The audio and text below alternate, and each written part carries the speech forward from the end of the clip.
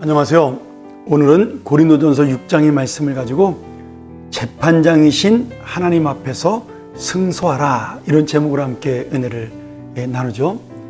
교회 안에서 일어나는 많은 비극 중에 하나는 교회 내 사람 간의 분열이다, 이렇게 볼 수가 있습니다. 물론 어떤 공동체든지 이런 분열은 있을 수가 있는 것이죠.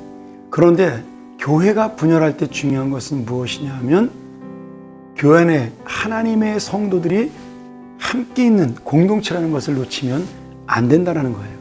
우리가 전부 다 하나님의 은혜로 함께 구원받은 성도라는 사실을 놓치지 않는 것이죠. 그런데 사람들이 감정이 상하면 교회 안에도 서로 싸우기도 하고 다투기도 하고 또 고발하기도 하고 그런 일들이 종종 벌어지곤 합니다. 그런데 이런 일이 벌어지면 누가 옳고 그름이 증명되기 전에 어떻게 돼요?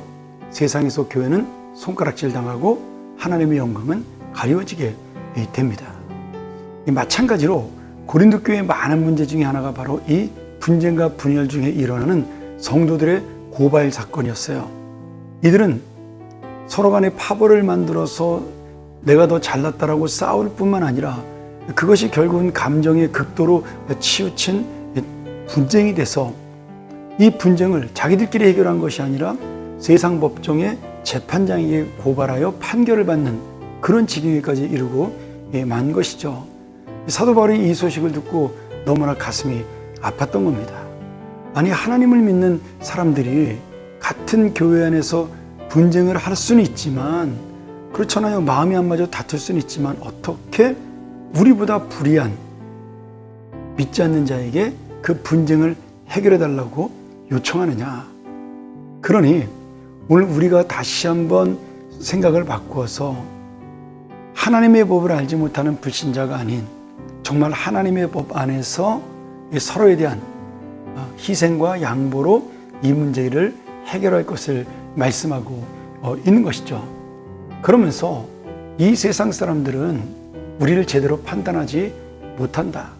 그리고 결국 우리의 모든 마지막 판단은 천사, 다시 말하면 하나님께서 우리를 판단하신다라고, 우리의 옳고 그름을 인정하신다라고 말씀하고 있는 겁니다.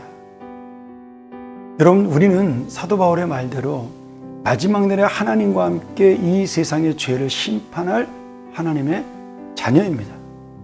이것이 바로 우리 성도가 가진 존귀한 권세예요.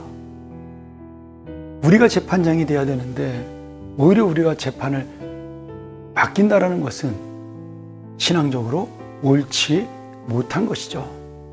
그래서 사도 바울은 이 고린도 교회 교인들의 이 분쟁 가운데 다시 한번 부탁을 하면서 그들에게 또한 책망하면서 정말 성도끼리 어떻게 이것을 해결할 수 있느냐, 그러면서 7절에 이렇게 말씀해요. 이게 굉장히 중요한 의미를 갖고 있습니다.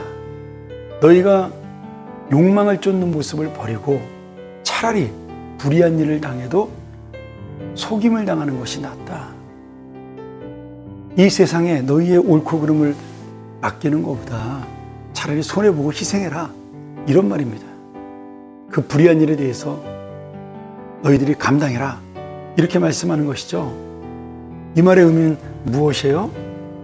내 마음은 힘들고 어렵지만, 내가 손해보는 것도 화가 나고 기분이 나쁘지만, 그러나 예수 그리스도가 원수를 사랑하라는 그 말씀, 또 모든 형제간에 함께 화해라는 그 말씀을 통해 내가 먼저 희생함으로, 내가 먼저 양보함으로, 내가 먼저 손해봄으로 오늘 그 가해자에게 사랑을 베풀어라, 이렇게 말씀하고 있는 겁니다.